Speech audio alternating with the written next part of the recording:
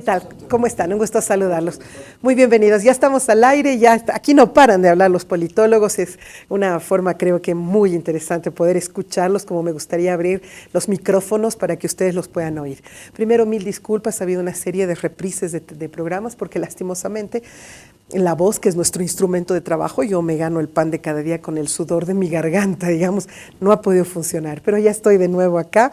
Tolérenme un poquito el timbre de voz, pero el tema es absolutamente interesante. Vamos a hablar de Cuba, vamos a hablar de lo que viene para ese país, vamos a referirnos a quién es esta nueva persona que se hace cargo, que ya no es parte de esa familia que casi a modo de monarquía manejaba el país. Vamos a hablar de Miguel Mario Díaz-Canel, el nuevo presidente de Cuba. Vamos a escuchar lo que dicen nuestros analistas y doy la más cordial bienvenida, como siempre. Oye, qué bien que ya llegaste aquí al set, porque no había cuándo puedas llegar. Sí, siempre ocupada con una actividad y otra. Jimena Costa, amiga de siempre. ¿Cómo estás, Gracias, querida Vero. Un gusto estar de nuevo aquí. Además, me encanta el set. Felicidades. Te agradezco mucho, de verdad. Bueno, es también un gusto siempre tenerte en el programa. Andrés Torres, politólogo de la misma manera, y nos va a poder ayudar a entender estos temas que son apasionantes. Hola, Andresito. Verónica, es un placer estar otra vez en tu programa, en este lindo set que estoy viendo por primera vez. Realmente te felicito, está muy lindo.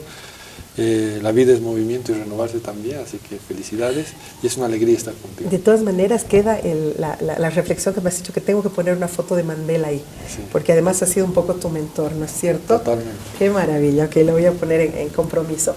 También está con nosotros mi ex profe, ¿no es cierto? Y ahora colega, politólogo también, él, Jorge Abastoflor. Qué gusto tenerte, Jorge, gracias por estar aquí. Muchas gracias por la invitación y me uno a las alabanzas por el set, realmente está muy interesante y muy bonito. Sí, además tenemos la calle ahí al fondo, que es algo mejor, diferente, ¿no es cierto? Sí. Bueno, Cuba está viviendo un momento también diferente, un periodo nuevo. Ya dejó de ser Castro, pero la pregunta es, ¿continúa siendo esa Cuba que probablemente va a seguir arrastrando esas formas de gobierno, esas ideologías, esas prácticas que ha estado arrastrando en el transcurso de estos más de 50 años? Yo quiero arrancar con un material muy interesante que hemos logrado, y qué sorpresa, había habido un Palenque Visión, que había sido una agencia de noticias en Cuba, que se llama Palenque Visión, y ellos hacen un reportaje para TV Martí, que es la televisión de Cuba, pero en Miami, una televisión cubana en Miami, y hacen un reportaje hablando con la gente de a pie, preguntándole qué opinan. Adelante. 2017 es un año que pasará a formar parte de la historia de Cuba. Entre los hechos que lo distinguen se encuentra el cumplimiento de la declaración dada por Raúl Castro. Es por esto que resulta necesario conocer qué opinan los cubanos sobre el futuro de la isla. Raúl Castro dijo que abandonaba el poder en 2018. Esperamos que eso ocurra, entre otras razones, porque ya no sabe qué hacer con el país, excepto mantener el control y la represión. Yo realmente no le veo ningún futuro a Cuba. Cuba está tan devastada, tan deteriorada, tan destruida por manos de los hermanos Castro, que demoraría muchísimo tiempo en restaurar una Cuba. No le veo futuro a Cuba. No lo veo bien, todo está peor, todo está más caro, no hay nada en la shopping, no hay nada en el mercado, lo poco que hay es carísimo. Si siguen los Castro, igual o peor. Yo veo el futuro de Cuba sin los hermanos Castro con un poquito más de prosperidad, porque la juventud se impone y la juventud es quien da una mejoría a las nuevas generaciones, siempre y cuando el gobierno castrista no se vuelva un gobierno hereditario. ¿Han sido eficaces las reformas realizadas por Raúl Castro? Yo no veo reforma, no veo nada que se haya liberado, no veo ninguna bienestar para el pueblo. Si hay algo, esto ha sido para el gobierno, pero el pueblo no ha visto nada. Entre las alternativas que tienen los cubanos en materia electoral, la campaña Otro 18 va ganando terrenos y resultados. La estrategia es ganar, ganar. Ya nosotros tenemos candidatos que de seguro van a ganar en sus circunscripciones. No hay absolutamente ninguna duda. Pero suponiendo que no todos ganen, nuestra estrategia es fundamentalmente una estrategia que busca la legitimación a través del voto popular de las alternativas políticas. Y en esa dirección yo creo que pase lo que pase, Otro 18 continuará su propuesta.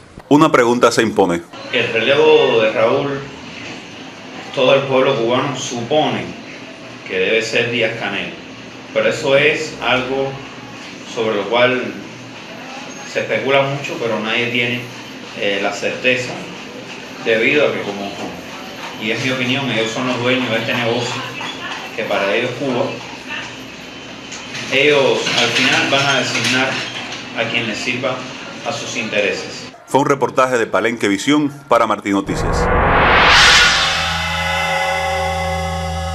El pueblo cubano no está contento, Jimé, no está satisfecho, tiene miedo, piensa que todavía va a haber dificultades, que va a ser muy difícil hacer que Cuba se recupere. ¿Qué opinas? Yo creo que no hace diferencia que no sea un Castro, en tanto sigue siendo miembro del establishment, le llamemos así. El Partido Comunista de Cuba, que está hace, ya sabemos, más de 50 años en el poder, y que tiene una forma de elección supuestamente venida desde la base, pero que en realidad se define por el Partido Comunista, y la decisión está tomada antes de que empiecen a recoger la voz de los CDR, de los Comités de Defensa de la Revolución en los barrios, supuestamente allí empieza. La decisión ya está tomada. Si Díaz-Canel ha sido nombrado, es porque Díaz-Canel es un buen servidor y operador del establishment castrista. Yo no veo que en ese sentido pueda haber esperanza para el pueblo cubano. Además, hay que ver que el contexto que hoy tiene Cuba es distinto y mucho más preocupante del que tenía Fidel Castro o del que tenía Raúl Castro. Necesitaban de Venezuela en todos los sentidos, sobre todo energía, me refiero a petróleo, y ahora en Venezuela, la pésima situación que tiene Maduro, las consecuencias para Cuba son muy graves. Para Bolivia también. Solo un breve paréntesis. No se olviden que si cae Maduro en Venezuela, de los 60,000 cubanos que hoy existen en Venezuela, puedo apostar que por lo menos 10,000 se van a volver a Bolivia, porque qué triste ver los cubanos que trabajan fuera de Cuba, aman Cuba pero no quieren volver porque es muy dura la vida. Es verdad, y además han probado otro estilo de vida. Muchos de ellos no conocían esa forma nueva de vida, libertades, poder adquirir cosas, poder emprender un negocio, los beneficios, nos guste o no nos guste, del capitalismo, ¿no es cierto? Andrés, te hago la misma pregunta. ¿No hay una esperanza para Cuba? ¿No hay un recambio? ¿Quién es este señor Díaz-Canel? Yo creo que siempre hay esperanza, ¿no? Yo creo que el hecho de cambiar, y ahí discrepo un poco con Jimena, el hecho de un cambio de presidente no quiere decir que cambie solo la forma y es el mismo régimen. No solamente es un cambio de presidente, es un cambio generacional también, ¿no? Es otra generación la que está en el poder hoy día. Muy joven, me preocupa, son muchos años que va a estar. Yo creo que no es tan joven. Para el mundo de hoy, 58 años más bien es un promedio hacia arriba. Hay un cambio generacional en el mundo, en la política mundial, que tiene que ver más con un clivaje generacional, que es de los 35 a los 40, con líderes nuevos, pero más allá de eso, Cuba está en un proceso de transición, por necesidad, por evolución biológica, es decir, por justamente desgaste natural. Por gerontocracia. ¿No? Pues sí, ¿no? Siempre hay gente tan mayor. Y uno siempre, y a veces cree que puede controlar cuando la gente llega al poder, ¿no? El mejor ejemplo es ahorita el caso de Ecuador, donde Lenín Moreno pretendía que iba a ser simplemente un instrumento más de Correa, y una vez en el poder cambian las cosas. En Bolivia pasó, en la historia de Bolivia tenemos grandes referentes con el tema de los vicepresidentes en el poder. Y una cosa es lo que pasa cuando está uno en la sombra del poder, y otra cosa es cuando adquiere el poder. Hay toda una generación, me imagino, que también está esperanzada en que Díaz-Canel sea una bisagra entre el pasado y el futuro de Cuba, ¿no? Sin embargo, se lo considera uno de los seguidores más férreos y conservadores de la línea castrista, ¿no es cierto? Yo siempre digo, sobre todo los políticos, tienen líneas según sus intereses y según el momento político. pensar que que este conservador se va a mantener conservador en un tiempo de tantos cambios en el mundo, en un momento de tantas presiones y sobre todo en un país de una cultura presidencialista total. Si bien muchos dicen es solamente el presidente y está ahí de adorno, ¿no? Y de florero, porque lo que realmente gobierna es el Partido Comunista, y si no fuera el presidente del Partido Comunista cubano no tendría poder. Eso es falso, es un país de cultura presidencialista, ¿no? Ok, quiero un poquito ir girando para que podamos tener más diálogo. ¿Qué opinas tú al respecto, Jorge? Yo creo que Cuba es un lugar geopolítico y geoestratégico tan importante, no solamente para el Caribe, sino para todo el continente americano, que es difícil pensar que un cambio de liderazgo no vaya a tener repercusiones en otros niveles y que no existan distintas fuerzas y diversas fuerzas haciendo presión dentro de Cuba para que se estén produciendo cambios. No es simplemente el tomar la posta una nueva generación que está llegando al poder, sino es la expresión de muchas fuerzas que están haciendo presión sobre Cuba, que le están exigiendo adecuarse a la situación actual. Es muy temprano todavía como para decir de qué forma va a ser el gobierno que va a armar el nuevo presidente de Cuba. No tenemos muy pocos datos para saber cuál va a ser el estilo que va a tener para gobernar. No tenemos todavía la información necesaria para saber cuál es el tipo de personalidad que tiene como líder. Porque si una cosa tenemos claro es que solamente los liderazgos son visibles en Cuba. Todo lo que está por debajo es más bien invisibilizado, entonces es muy temprano para decir cuál es el estilo. Lo que yo puedo asegurar es que va a ser muy diferente tanto al gobierno que ha tenido Fidel Castro como al que ha tenido Raúl Castro. Eso es importante. Yo tengo una nota, sin embargo, que también es de esta televisora cubana en Miami, que es TV Martí, que obviamente tiene todo en contra de lo que es la isla, ¿no es cierto? Y el tipo de trabajo que hacen ellos. En esta nota, ellos describen un poco la personalidad de este caballero, retomando, como se hace naturalmente para poder comprender a una persona, saber quién es, un análisis de discurso. Y justamente a partir de ese análisis es que ellos describen quién es este caballero. Así que vamos a esa nota, por favor.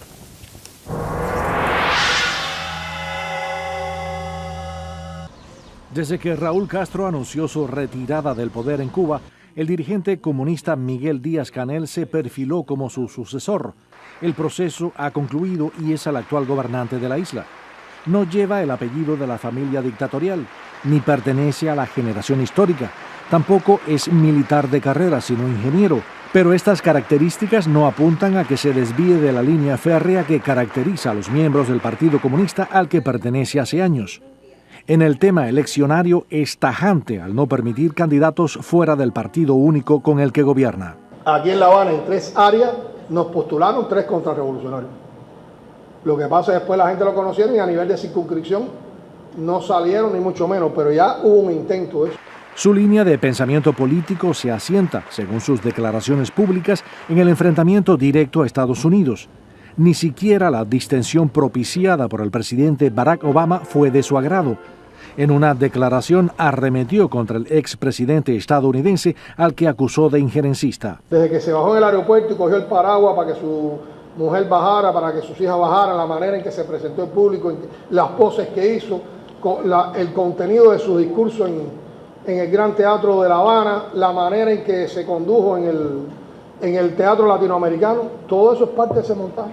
Su relación con el turismo la ve con cautela, con el ojo puesto en los dividendos monetarios, pero lejos de agasajar al visitante al estilo de otros países, estilo que considera superfluo y no digno de trabajadores revolucionarios. Aquí no hay que recibir a nadie, que lleguen, que se bajen del crucero y que vivan junto al pueblo en Cuba, porque hay que esperarlo con una comparsa ni con una actividad cultural. El heredero de Raúl Castro mandará desde un trono cedido sin elecciones libres.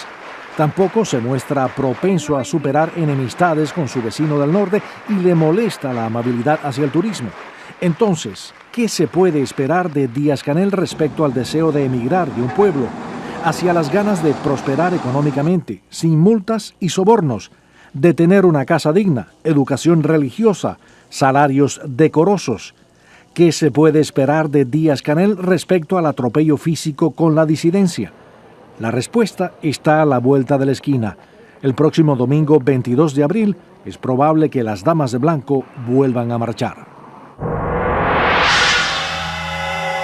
Bueno, ahí está, creo que lo define, pero ahí hay matices que tenemos que analizar porque este era, como decía Andrés, era un periodo eleccionario y ahí tenía el que promoverse, mostrar su faceta más dura porque luego ya se flexibilizará pues. Lo que pasa es que si no se mostraba muy duro no lo iban a nombrar sucesor. No era el sucesor. Pero a mí yo diría que me alegra el corazón verlos tan optimistas, ojalá me contagiaran, porque yo no veo que puedan haber cambios reformistas en una isla como Cuba a partir de que entre una nueva figura y pueda lograr cambios, porque tantos años de un sistema autoritario, vertical y muy bien organizado, no se cambian con una persona, mis queridos. Yo tengo mis dudas.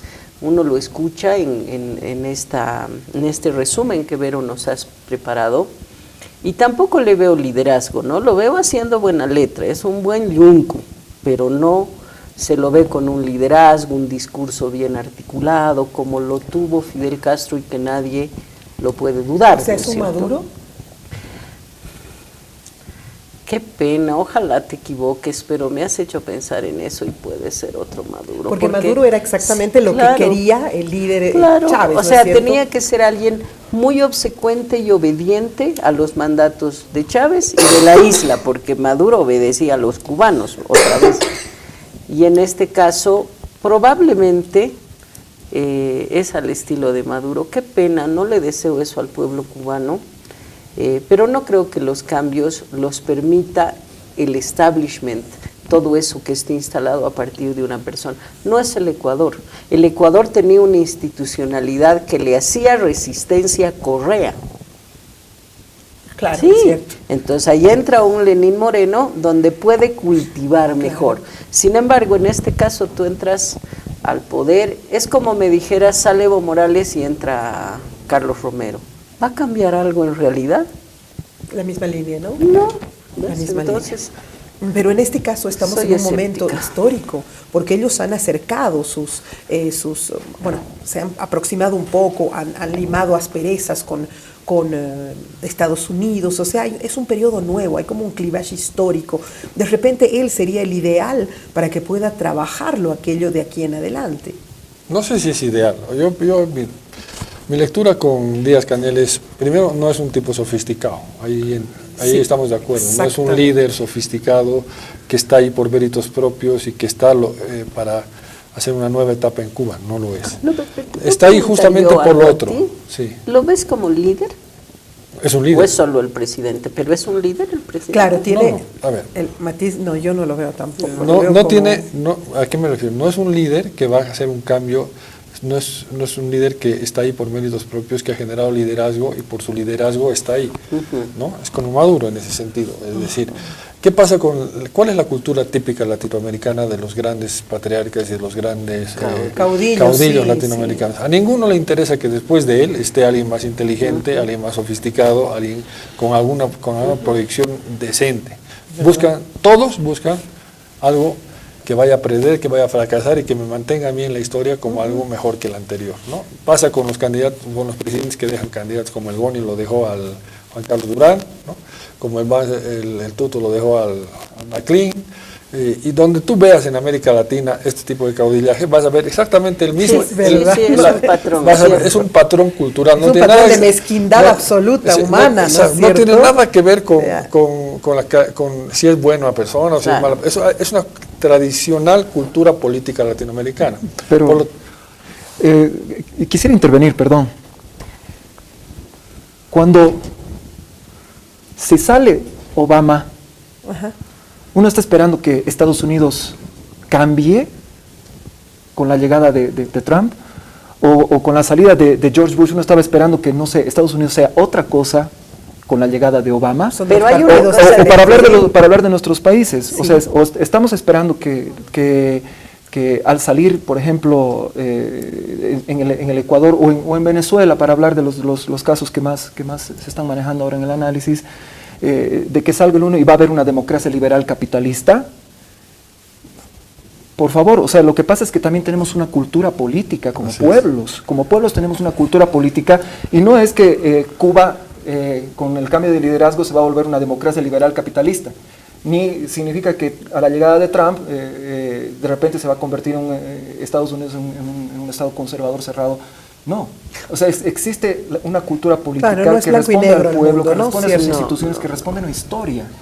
Entonces, si hay cambios, o sea, siempre tienen que verse en el largo plazo. Los cambios de corto plazo a mí siempre me hacen sospechar porque generalmente son solamente poses que duran un cierto tiempo, pero no responden a una realidad política, ni social, ni económica, que va con, no solamente con los pueblos, con los países, va con la región en la que vivimos. Nosotros, como región, no vamos a hacer nunca construir democracias liberales, capitalistas. No somos ese tipo de sociedad. Vamos a construir de repente algo diferente. Yo estoy en absoluto desacuerdo, no es comparable. Porque en el caso de Estados Unidos, tú tienes un Obama y entra un Trump, dos partidos en competencia abierta, con iguales condiciones, con un sistema electoral que permite la competencia y el soberano con el voto decide quién va. En Cuba no es así. En Venezuela no fue así. No hay un órgano electoral independiente en el que puedes confiar. El Partido Comunista decide, claro, pero en Venezuela me refería tampoco. Han puesto un heredero como si fuera, en lugar de un gobierno revolucionario socialista, una monarquía socialista. Fidel Castro lo ha dejado a su hermano. Jimena, ¿qué cosa hay más cerca del monopartidismo? Lo que está más cerca del monopartidismo es el bipartidismo. Pero no es igual. No es igual, no es lo mismo estar solo que estar casado, ¿no es cierto? Es muy cercano ser una persona y luego ser dos, pero no, es un modelo, un sistema unipartidista tremendamente centralista, vertical y autoritario, donde el que ganó la revolución decidió quedarse en el poder de por vida prácticamente, hasta que solamente los achaques de la edad lo obligaron a retirarse y dejar a su hermano. Y el hermano, que tampoco era un líder o caudillo, simplemente era el nombrado como si fuera un rey, lo deja de heredero a su hermano porque no ¿Pero confiaría qué pasa en el con las monarquías primogénito. cuando dejan a los herederos? ¿Qué A pasa? eso sí, contigo estoy de acuerdo, dejan al que no les haga sombra, pero no puedes decir eso de Estados No, pero Unidos. ¿qué pasa con las monarquías y qué pasa con todos estos? ¿Qué va a pasar en Cuba? Yo creo que ahí hay un liderazgo presidencialista, una cultura presidencialista, que es muy parecida a la cultura de los militares. El general, sí. Cuando uno no es general, hace todo. Pero cuando le toca su añito de poder, esa persona se transforma y hace todo lo que ha visto que hace el jefe, hace igualito y peor. Entonces, ¿qué vas a tener?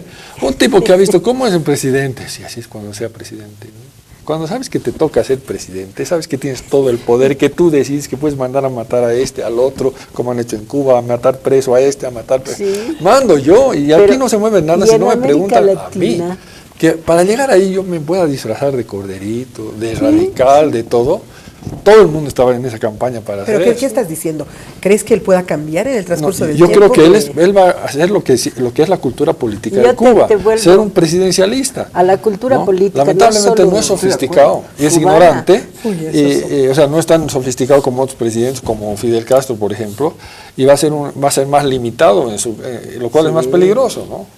Pero además, ¿qué les pasa a esos militares? ¿Golpe de Estado? ¿Qué les pasa a los militares cuando llegan y no obedecen? Golpe les dan, o sea, si es que decide ir por su cuenta, no va a durar, queridos. El establishment es muy fuerte en Cuba para que una persona le pueda dar otra. Entonces haremos este análisis. ¿Cuál es lo lógico de esperar de un presidente de Cuba? Que sea presidencialista, omnipotente y bastante vertical. Pero que pueda hacer algunas transformaciones, ¿no es cierto? Porque no me quiero centrar solamente en el modelo de liderazgo que tiene o el perfil de liderazgo, sino en las transformaciones que puede hacer de cara al mundo. Ahora, es un presidente presidencialista en un contexto mundial diferente. ¿Cuál es ese contexto mundial diferente? Que es inevitable, que tiene las presiones. Tiene una sociedad que está cada vez más enchufada al planeta Tierra, y al estar enchufada al planeta Tierra, reclamando mucho más libertades, reclamando mucho más cosas que antes no se reclamaban porque no se conocían. Hoy día la presión desde dentro de Cuba es muy profunda para hacer una Cuba conectada, para ser una Cuba vinculada, para ser una Cuba abierta. ¿Qué pasa con la apertura? ¿Qué pasa con la libertad? ¿Y qué pasa con la conexión? ¿Qué genera más democracia? Es inevitable. Entonces, ese presidente presidencialista de esta nueva era es totalmente diferente a un presidente presidencialista en la era anterior, en el siglo XX. Tengo que hacer una pausa y lamentablemente voy a tener que... despedirme. Sí, despedirte, Jimé, querida, tienes una actividad, pero esta primera media hora ha sido fundamental. Muchas gracias. Y yo quisiera tenerte en la próxima oportunidad. Con para hablar todo de gusto. otros temas. Y solo para despedirme, recordar que el otro golpe muy duro para Cuba en estos últimos tiempos es que el socio de Fidel Castro en el Foro de Sao Paulo, Lula da Silva, está preso por corrupción. Cuba está en una situación muy complicada y eso no lo veo muy fácil para Díaz-Canel. Un gusto, gracias. Gracias, Vero. amiga. No nos vamos, hacemos una breve pausa, regresamos enseguida con la segunda media hora del programa donde seguiremos hablando de Cuba, pero también hablaremos de UNASUR. Espérenos, por favor.